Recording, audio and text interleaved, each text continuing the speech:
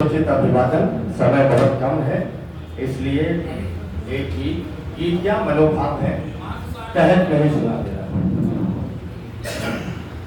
जीवन से हासिल जो अनुभव उनको केवल लिख पाता हूँ, या फिर सच्चे एहसासों को मस्त मगन होकर गाता हूँ।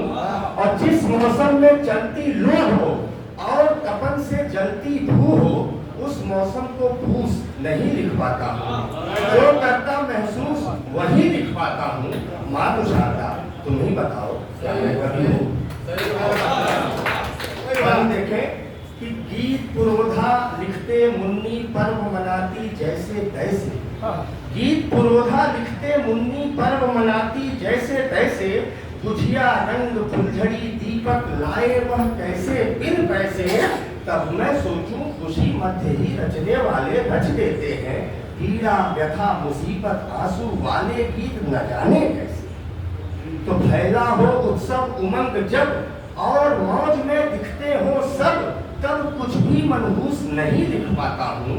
जो करता महसूस वही लिख पाता हूँ। मातु शारदा, तुम ही बताओ क्या मैं कवि हूँ?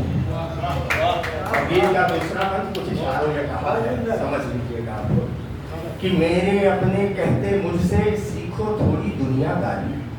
मेरे अपने कहते मुझसे सीखो थोड़ी दुनियादारी। उसकी महिमा तुम भी गाओ जिसकी गाती दुनिया सारी। मेरे अपने कहते मुझसे सीखो थोड़ी दुनियादारी। उसकी महिमा तुम भी गाओ जिसकी गाती दुनिया सारी। लेकिन मैं ठहरा ज्ञानी नादानी बस यही सोचता, उसको मूषक कैसे कह दूं जो गणपति की नहीं सवारी। तो वह जो 70 चूहे खाए और बाग में हज को जाए, उस बिल्ली को मूस नहीं लिख पाता हूँ। जो करता महसूस वही लिख पाता हूँ। मातु शारदा, तुम ही बताओ क्या मैं कवि हूँ? और ये आखिरी अंतरा कि भरते कोश भारती का जो सच्चा रचना धन कर अर्पण। भरते कोश भारती का जो सच्चा रचना धन कर अर्पण। भरते कोश भारती का जो सच्चा रचना धन कर अर्पण।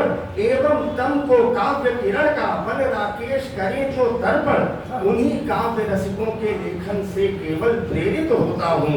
उन्हीं दानियों की मैं केवल महिमा गाऊं करूं समर्पण। नहीं दिखाता झूठा दर्पण और इसी आदत के कारण दानी को कंजूस नहीं लिख पाता हूँ। जो करता महसूस वही लिख पाता हूँ।